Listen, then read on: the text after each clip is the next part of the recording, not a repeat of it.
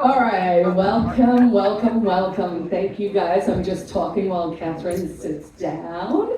I believe we are doing a little side streaming, so hi to folks over there. And then, of course, back there, if our producer can hit the record button. I did. Awesome. You told me to tell you, so I'm telling you. All right, I'm handing it off. All right, welcome everybody. This is a panel called How to Walk the Walk. And we have some Porcfest Anarchapulco OGs in the house. These are some of the coolest people that I have ever met in my life. I'm really excited to be a part of this panel, and I'm really grateful that you guys agreed to come on. So I'll briefly introduce myself, and then I'm going to ask that the other three of you introduce yourselves, and we are going to be the A team, and we're going to get the calendar back on schedule. So we're going to keep it to 45 minutes because they were running 15 minutes behind. We are all very accessible and willing to talk to you guys outside of this room. So I'm Catherine Bleish-Bonandin. I came to my first Porcupine Freedom Festival in 2009. That's where I met the Queen Quill. I was part of Brave New Books in Austin, Texas, which is where I met Danny. I don't know if we knew each other before then, did we? No. That was it. And then Jay, I met at the Arizona Jackalope Freedom Festival. Yeah, and he helped us fix the brake system on our converted school bus, which was formerly the unschool bus that hailed from New Hampshire, and it's now called the Bitcoin bus, that my family lived in for 7.5 years. I have signed up as a free stater. I have not made the move yet. I don't know when I'll make the move. I've got children geographically restricted to the state of Texas, so they're going to have to be adults before I can make that move. So with that being said, it is an honor to be here. I live in an intentional community in Texas called Greenbrier, and raise chickens, raise goats, love the homeschool lifestyle, love the homesteading lifestyle, and love these people here. So maybe we could start with Danny and come down this way with introductions. All right, yeah, I'm Danny Sessom. I did the crypto show, which actually started out of Brave New Books back in 2013 as part of the first Texas Bitcoin conference. And I worked with that for about 7 years, I think, and it ended up broadcasting on Bloomberg, and it was all over the place. Through doing that, I started doing activism because, of course, Ron Paul was my lead into that. So, I went to all the rallies. Like, what was I really doing with the political system? Not really much. So, when I started being sponsored by crypto with Dash, especially, I was able to start doing all types of things, building houses, responding to hurricanes, just doing all this different activism that was sponsored by Dash. I'm very thankful for that. And so that just became the thing that I did. And I'm no longer sponsored by Dash, but that doesn't stop me from doing that. I find other ways of doing that, and I just keep doing it. That's what makes me happy. I'm not really trying to buy a mansion or anything, but we live on the road. We're nomads, and I just do what I want and try to live on the cheapest possible. I have no bills, so that's the first thing I could advise for anyone to do is get out of debt and don't get back in. I'm Jay Noone. I've actually was born into the libertarian movement. My dad was a hardcore libertarian anarchist back in the 70s and 80s. One of his first acts of anarchy was not signing up for selective service. He always bragged about that. You don't have to. There's no obligation for you to put your signature on that document. Please don't do it. And I grew up going to John Birch Society meetings. I've been coming to Porcfest since 2007. And I met my wife here, Shalyn, in 2012 and 14. We got married here in 2018, and we got 2 kids now. We live in Henniker, the only Henniker on earth, and it's just every day, best day ever in New Hampshire. Woo! Woo! That's quite an endorsement. And I agree, actually. Hi, I'm Carla Gericke, and I came to my first Porcfest in 2005. It was here. It was the second or third one, I believe it was the third one. And there were about 100 of us. There were 3 women, I was one of 3. The other 97 men were mostly older with big beards and guns. And I came from New York City and I was like, what is happening? But I stuck it out because my middle name is Perseverance. It is not, but it should be. I don't have a middle name. And so I am here with thousands and thousands of liberty lovers, Ron Paul supporters, ANCAPs, crypto people, whatever label you need to hear to feel comfortable, just know there is a community here for you. We're building it. We've proven it works. And so we are just really, really excited, and we want as many of you as possible to come call New Hampshire home. Awesome, thank you guys. All right, so I know these folks pretty well, and I'm going to ask you each a question targeted at each of you about how you walk the walk. And there may be ways that you walk the walk that I don't even know about, but sticking to the same order. One of the things I really respect and admire about Danny is that his activism comes in the form very often of hands in the dirt, boots on the ground, actually building physical infrastructure for people in need. So I was hoping, Danny, that you could tell us a little bit about some of that type of service and activism that you have done. I think it is walking the walk when we're talking about how to build a community, how to build a society without a centralized institution. And so Danny has actually shown up to disaster zones and volunteered, rose money, and done a lot to take care of people in need. Do you mind telling us some about that, Danny? Yeah, sure, but first, this is Hoodie, everybody, if you don't know him. He is really cool. Hey, Hoodie. Yeah, so like I said, it started with being sponsored by Dash. Hurricane Harvey was actually the first one that I responded to and was able to do something about. We started off, we were just feeding homeless people in Austin, and I had a few bucks left over to go down and help out around for the hurricane. And so we went on air and said, hey, I'm gonna go down there and I've got a few $100, I'm gonna go give some meals to people. And by the end of the night, we had raised $43,000. Wow. And I left directly from the studio to Corpus Christi from Austin. I stopped at the Walmart in San Antonio and started buying stuff with my shift card from Coinbase from the money that we had just received right then. And by the end of the 3 weeks that I was down there, we had raised $60,000, helped over 3,000 people. And we bought a boat, we pulled 30 people out of the water from their homes. And this was just all types of, everybody's seen what we were doing, and they just started donating. One guy did a 10 Bitcoin donation, which was 4,300 at the time. And people were just driving from all over the state coming to help us prepare food, deliver the food, operate the boats. There were the defense distributed guys. I mean, Cody Wilson and his crew came out and manned the boats. It was amazing. And, the Dash community loved what happened, so they kept supporting us, and we stayed on air shortly after that. There was a earthquake in Mexico City, and so we ended up getting sponsored again and went there. I built 6 houses and 1 community center, which was funded by Roger Ver for the community center. And it just kept going on and on. I've been in Hurricane Ida. I've been to 4 different hurricanes, and the most recent one was Hurricane Otis, which happened very quickly. I had no funding for that. I just did it because I knew people that were in Acapulco. I had friends there. So I seen it happening, and I just got on the chat and I told the guys in the chat, I said, I think I'm gonna go. So the hurricane hadn't even happened yet, and I was already loading my stuff up.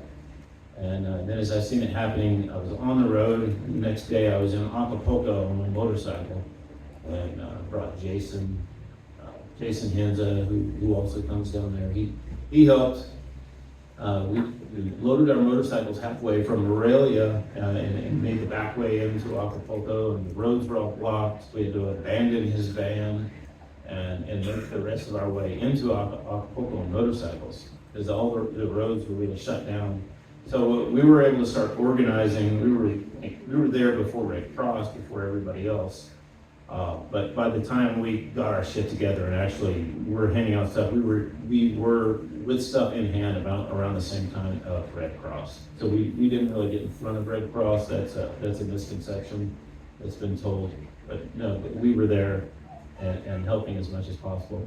And we focused on the areas where Acapulco was based, so that we could try to make an impact on that town there, so we could show appreciation for the hospitality that they show us every year. And like one in particular, our driver, who has been with Acapulco for I believe 5 years now. He organizes all the taxi rides. His house was blown down. It was made out of coconut hut. It was like just coconut boards kind of stapled together, and you could see through his walls. And the hurricane just flattened his house. So myself and Rebecca, who is also one of the Acapulco team, we pitched in money. Part of the money was they were giving stipends for gas and all this. So I just donated all the money that they were paying me to that. So then Acapulco matched the funds that Rebecca and I had donated, and then we raised more money. We ended up building this guy a concrete house. He had a slab to work with, so now he has a home from, didn't cost him anything. And Jay and Colin. Yep, Colin Gibson. Yeah, they came out and helped us stucco. So after the walls were up, we came out there, gringos, and helping Mexicans, and we were doing our stucco work. We were doing it backwards, but we learned a lot about cement work. And there were people, there was a young kid there, I think he was Gustav, 9 years old, from the Netherlands. He was helping us do this. So, that was one really happy family, that they now have a concrete house. And the thing with Mexico is that they do have aid in these situations, but it only applies to a house that's actually considered a house. And this was the reason why I wanted to help him build this house even before the hurricane, was because if the house isn't mortared together, isn't cemented or framed and just considered a whole house, there's no aid for him. And I had learned that before in working with the stuff in Puebla, that they don't give aid to that. So those were the people that I had always focused on. So now he's got some backup. He'll get taken care of. He has some more trouble. So here's one man making a huge difference, and I know we don't have a big room, but can we please just give him a round of applause? Because if this isn't walking the walk, I don't know what is. In fact, our driver, Macario, his family spent the night in the car during the hurricane, and his 8-year-old daughter still is afraid every time they hear a metal roof rattle, because it was such a terrifying experience for them. So thank you, Danny, for that. Now, Jay, you are walking the walk in a similar but different way. You're in a different time of life. You've got young children, you've got livestock, you've got a family, and you are helping other families learn how to live off the land. So would you please talk to our audience about the ways in which you are walking the walk with your family and leading by example? So it's not so much about teaching the kids how to live off the land. It's more of incentivizing that this brain that is in hardcore development stage before you're 6 years old is earning dopamine hits. Because the bottom line is whatever kids earn for a dopamine hit before they're 6 years old, they're going to chase that for the rest of their life. So if they're getting their dopamine hit playing, Super Mario Brothers on a Nintendo, or just, watching YouTube videos all day long, and according to the National Institute of Health, the average in 2021, the average 3 to 9 year old is consuming 9 hours of basically internet content a day, according to the metadata from these apps that are for kids type, babysitter, pacifier, amusement, tablet stuff. Anyways, so the idea is, I I happen to be someone who has never, ever, ever had to look for work. I have constantly, my entire life, ever since I was a teenager, have said, no, I'm too busy, I can't do that. In fact, I haven't said that enough most of my life, except for the past couple of years now I have kids, because I was absolutely forced to. So I've kind of been a career workaholic. I grew up basically earning dopamine hits with my dad. I was very proud when I was a little kid to clean a stall all by myself. When I was 5 years old, I taught a 15-year-old how to do his first job, and I was cleaning stalls. So I was kind of forced into this situation because my mom run off with my dad's farmhand when I was like 2.5 years old. And at 2.5 years old, that was too much for my grandmother to handle. She was kind of crippled up. So my younger brother, who was a year old at that time, is that right? Yeah, something about a year old, got to hang out with my grandmother, and I was on the road horse trading and working with my dad. So I just love doing that kind of stuff. I've always wanted to be useful, always wanted to be an ad. So the idea is we need to program that into our kids. So I got back into farming. I didn't want to be a farmer until Cypress was born, because the only way you make any money farming is to be government subsidized. All these farmers that aren't government subsidized, it's a hobby farm, some retired wealthy guys got it, or they're just broke. And it's the bottom line. So I do heavy equipment repair for a living. I bill $125 an hour. I pretty much have all the work I want to do, and I subsidize my farm essentially with that. And my biggest concern wasn't so much that my kids, I'm not worried about them being useful, because they're my kids, they're going to be useful. I'm going to keep them just the way I operate. But I was really concerned about, is there going to be a man in 20 years is good enough, for my daughter to marry? So I started my my homeschool co-op, and to where we got, for example, Jeremy and Rachel's kids come to it. There's Tyler and Sarah Brown's kids come to it, where we're just doing simple farm chores that toddlers can do. And I want these kids to earn a dopamine hit from doing work. So it's collecting the chicken eggs. It's cleaning the chicken coop out. It's feeding the meat birds, moving them around, picking weeds all around the garden, around the house, putting them in a wagon, hauling them out to the cows, feeding the cows. And we butchered chickens a couple weeks ago. So, 2-year-old and a 4-year-old sitting over there. We're pulling guts out of a chicken 2 weeks ago. Some other 4-year-olds and 5-year-olds were pulling guts out of chickens. And last fall we did it. We butchered a bunch of chickens also, and there was a little bigger crowd then, the Kaufman boys all participated. And so the kids are just really learning about what's reality. And I just couldn't think of anything better to do with my kids and my friends' kids except for farm. So it's natural, it's normal. We've been doing it ever since we've existed. And so the goal is our kids have to be useful and competent and polite and valuable to the community around them, because whether they're we're living in abundance, which we have been seeing our entire lives. Everyone here has been living in abundance, and these things ebb and flow. So 20 years from now, there's a really good chance we're not living in abundance based on world history and what's been going on. So whether you're living in abundance or you're living in Mad Max, if you're more valuable to everyone alive around you, alive than dead, you're gonna thrive. Is really the bottom line. So. Awesome. Once again, can we get a round of applause? This is amazing work taking place right here. This is changing the future. So we're gonna come back to me. I'm gonna skip over me and go to Carla next. Now, Carla, there's 2 things I'd like you to touch on, and maybe you can add something else in, but one of the ways that I admire about you walking the walk is how you jumped in to the Free State Project and you have just run with it. And you have been so instrumental in triggering the move, getting people here, inspiring people to participate. And I feel like that is one way of walking the walk that is a very public, out-facing way. And then you've also gone on this personal health journey, and this is something I really, really admire. I've watched you transform your physical self, your spiritual self, your emotional self, and I feel like that is some of the hardest work that there is to do on this planet. So if you don't mind talking about those two specific things, and then of course if there's other ways you're walking the walk. Sure, and thank you. It's something Jay said reminded me, my husband who's sitting right there, Louis, who's finally remembered to take a photo. It's taken 30 years, well done. Reward systems.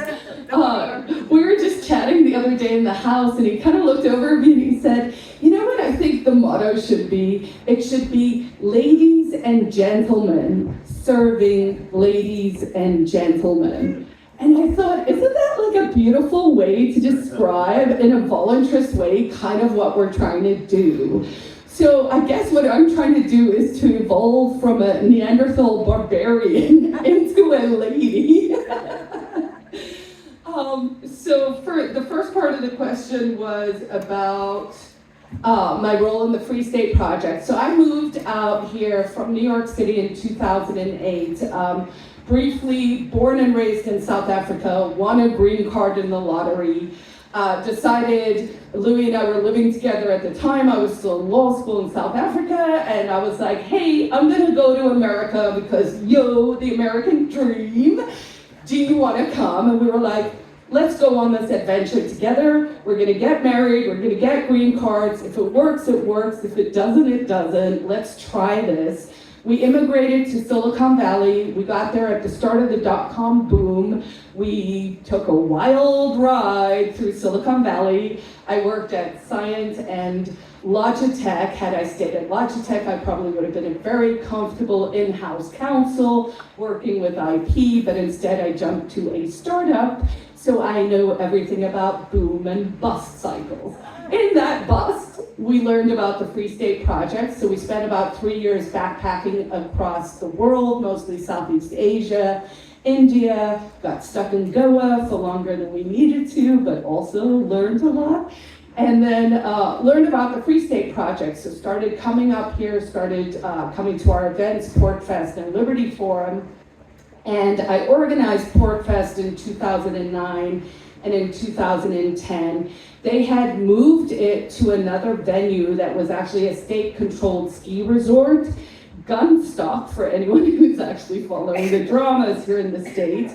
So New Hampshire, which is very hands-off, of course, from a state perspective, it's also the only state that actually has a state-owned ski resort, so that's a little weird. So some of us were working to try and figure out if we could privatize that.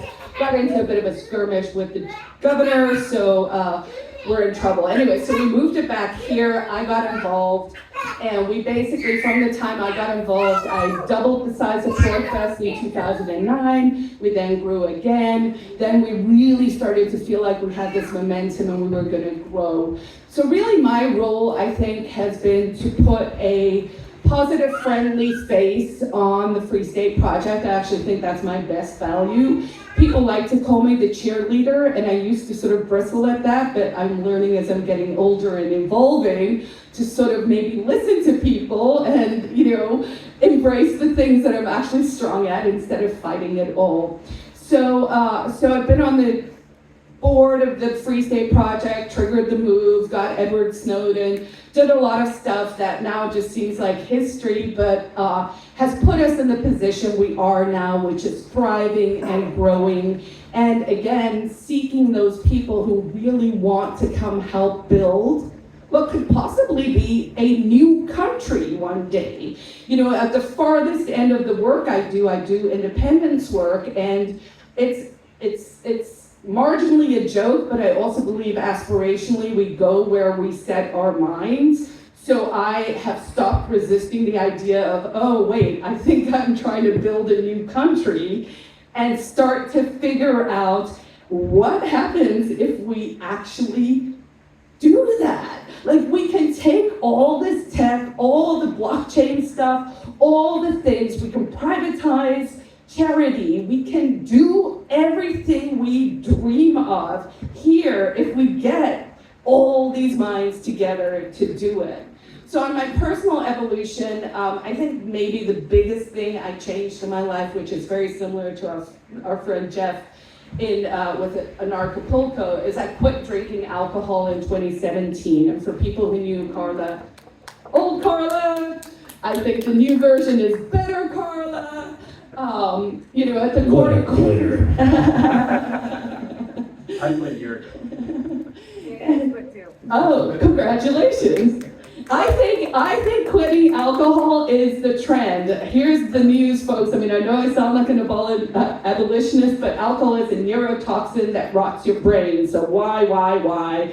We got better things to enjoy in life. So I'm going to leave it there because I know we're pressed for time. But we're here to talk and answer questions later. So, okay. Sorry. No, that was great, Carla. So can we get a round of applause for Carla? She's amazing. Now, I feel like I walk the walk as well. And for me, that has changed over time. There's the pre-children cat and there's the post-children cat. The pre-children cat was a wild radical activist. Some of you who were hanging out with me back in the day remember. What did you do that to your children? Yeah, it was wild. Yeah, I got arrested here in New Hampshire in 2010. I got arrested in Missouri in 2009. Both times sticking up for other people against cops that were being big thug bullies. I was a political activist, Ron Paul delegate, 2008. Woo, old school. Yep, that's how a lot of us got involved. So I feel like I really did follow my passion and follow my heart, and I walked in alignment with my philosophy and my principles, and then I had children. And that was when I realized, okay, my ex-husband got arrested when my first child was 3 months old, and I was like, dude, no, this is over. We are done with this. Like, there will not be any more of this radical crazy because we have this precious life that we have to take care of. And we got into farming, and we got into homesteading, and chickens, and all of these types of things. And when that relationship devolved, I ended up in a converted school bus because I couldn't do the homesteading thing by myself, and I was a stay-at-home mom. I had to rebuild from nothing. And I was in a converted school bus 7.5 years. We traveled, we went to Jackalope Freedom Festival. I don't think we ever brought the bus to Porcfest. We picked it up here in New Hampshire and we drove it south, and then we always either flew or drove back up here because it's like an ordeal to get the bus around everywhere. And I started slow traveling after an initial, lots of fast travels, and we started slow traveling, meaning we would stay at one place for 3 months, and then 6 months, and then 9 months, and then 2 years, and it was like I started to really miss that homesteading life. And I was actually court ordered to return to a specific county in Texas when my statist ex took me to family court. And I posted on Facebook, I'm looking for a place where I can park my converted school bus. I need a bathroom and a shower and a kitchen that's outside, and I want to bring my chickens, and I want my children to be around other homeschoolers. I want to be able to walk on a dirt path, and it has to be in this county. And I had 4 people recommend Greenbrier Intentional Community to me. So during this time period, I got a job with Acapulco. I always thought one day I would run Porcfest. It was something I really wanted to do. And I'm sure we could do a train. Yeah, maybe one of these days. So I ended up running a conference down in Mexico called Acapulco. Has anyone ever been there? I know some people. Yeah. If you haven't been, come grab a flyer from me, and I've got a opening night free party coupon code with your GA ticket for 2025. Awesome event, very similar to Porcfest and yet very different. We're not camping, you're staying in beach houses or hotels. It's very small beach town. And I started to make a living lifting up the voices of other people. I was in a spot where I felt like I can't be on the front lines anymore. I don't want to be on national news anymore. I'm tired of being a radical activist, and I started lifting people up from behind the scenes as a producer at Acapulco. And I moved to Greenbrier Intentional Community, where I've been for 4 years. And there we run a homeschool enrichment program. It's a school that runs 4 days a week. and kids attend from 1 to 4 days. We've got chickens, we've got goats, we're on 173 acres. It was formed 55 years ago, and it's a really interesting model, which we could get more into another time, but similar to the Free State Project, it's a nonprofit. It's a 501c3. I'm the treasurer of the board of directors, and I love it. I absolutely love being there, and I'm proud of what we're doing. I feel like we are really, really living in alignment with our values because we are raising our children as a community.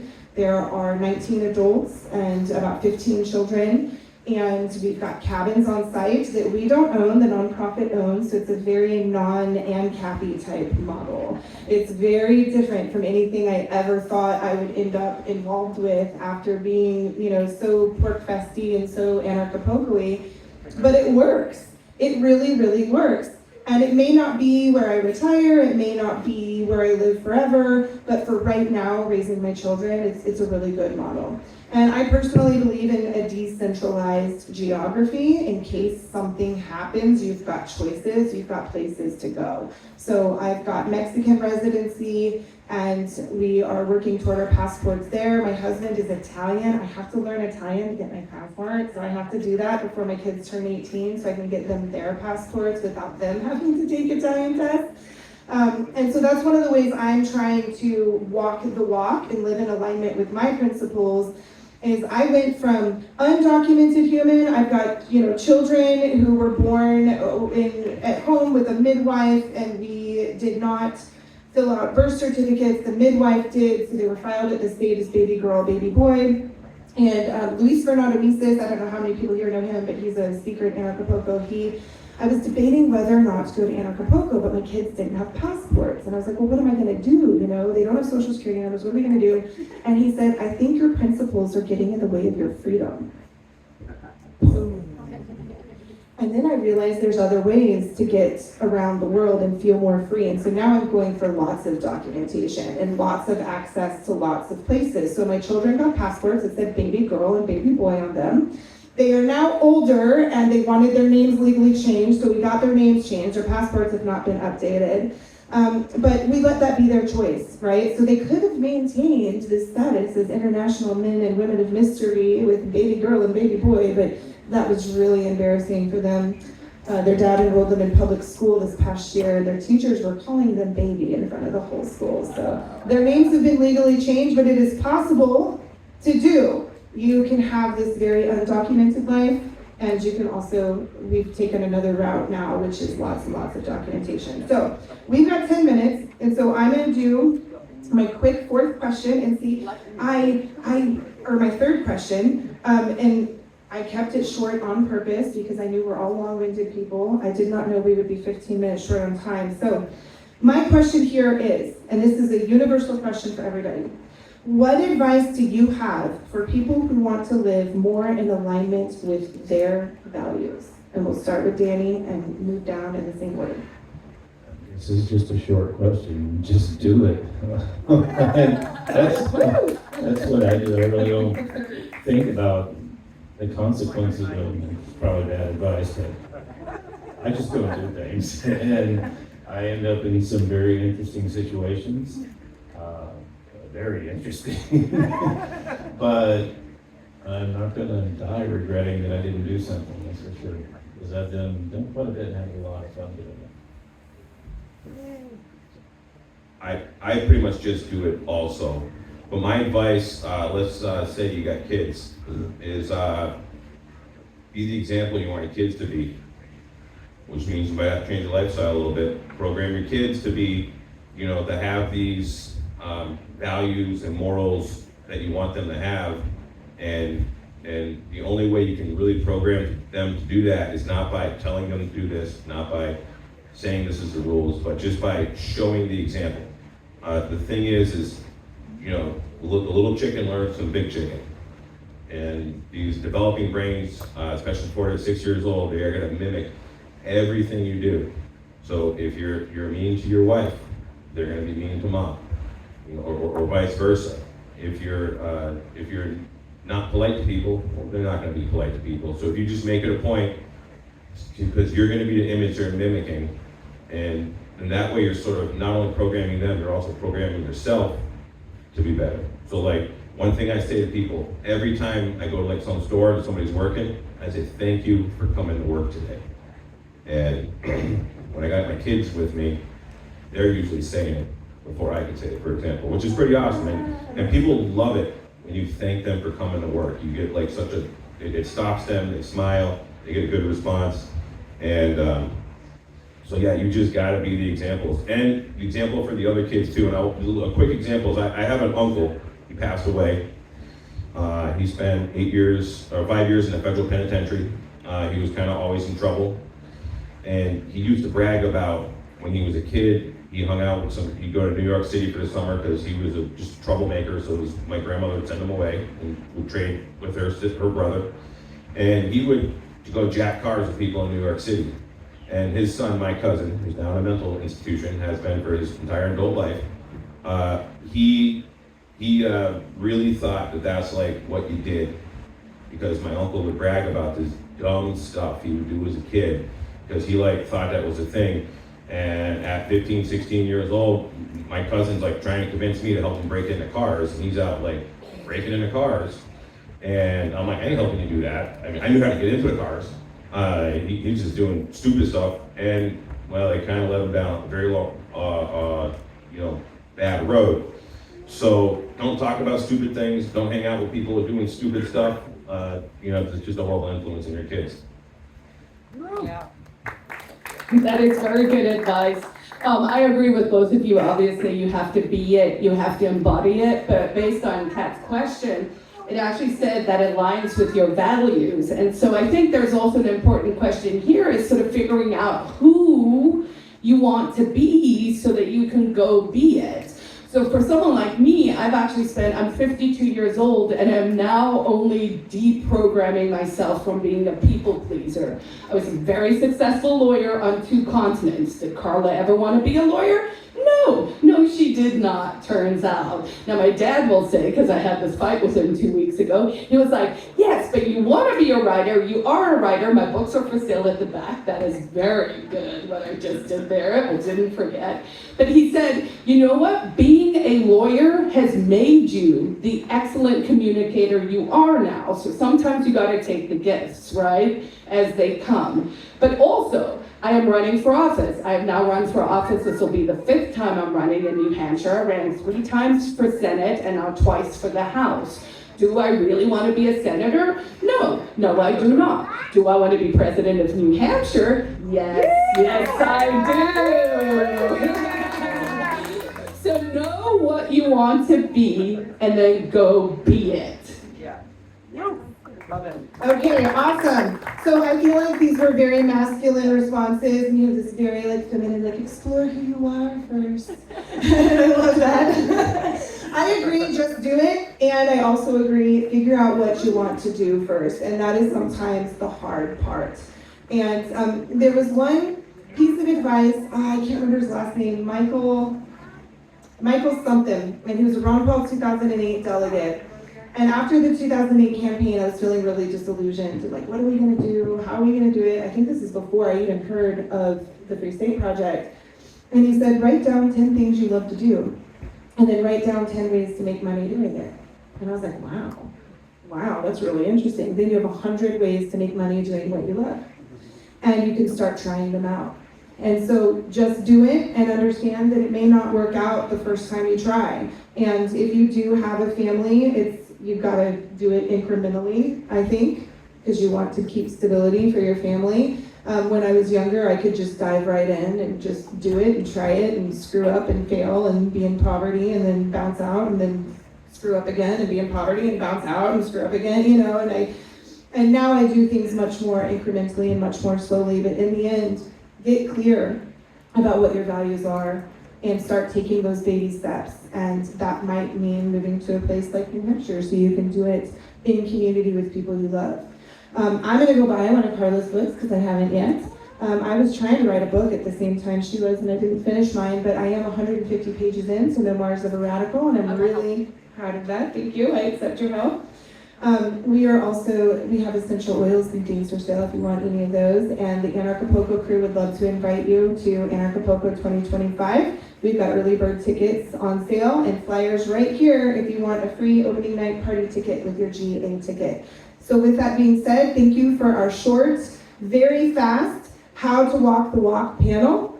We have 3 minutes if anybody has any questions. Gail. This question is for Carla. Once you become president of New Hampshire, how do people from other countries, I'm Canadian, how do we immigrate here?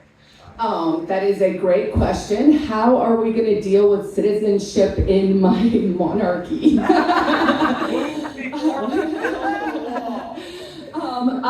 I really do like the models of digital citizenship. I think we could probably figure out competing DAO organizations, so digital autonomous organizations that run different kinds of citizenship, and maybe you would have competing kinds. A lot of what we are trying to do in New Hampshire is genuinely who's got great ideas and who's willing to do the work, right? So some of this is still pie in the sky, but the more we start to think about those structures, the better. For folks who are interested in things like the DAO, at 4 o'clock at the Porcupine real estate tent site, I sell houses in my free time. Come over there and come chat to us. It's at RB74, and we can talk about, we're looking at as sort of like a first thing is like, can we tokenize real estate? Like if you don't live here yet, can you own a piece in New Hampshire? Can we all start to build the wealth we know? I mean, for me, and I know I'm running over time, but for me, the way I look at what we're doing here in New Hampshire is kind of like, hey, what if you could get in on Switzerland really, really early? Like this is like 1600 Switzerland for the plans we have, right? Like we're talking small scale nuclear, so we can live anywhere. We're talking about deliveries with drones, so you can live everywhere. We have Starlink now, so you can live anywhere. This is a beautiful, beautiful state. Everyone's looking out the window. It's green, green, green. There's water. And I think the sky's the limit. So if you're a person who's a builder, a visionary, someone who's willing to do the work and who wants to work with smart other people, this is the best place in the world to come do that. And then in February, we all get to go to Mexico for a beach holiday. Yeah. Hallelujah. All right, next session's coming up. All right, guys, thank you. Really appreciate it. We'll all be around and accessible. And stick around for the Second Amendment round. Anarchapulco.com. Don't leave, we got 400 Tommy guns out in a trailer. Are they for sale?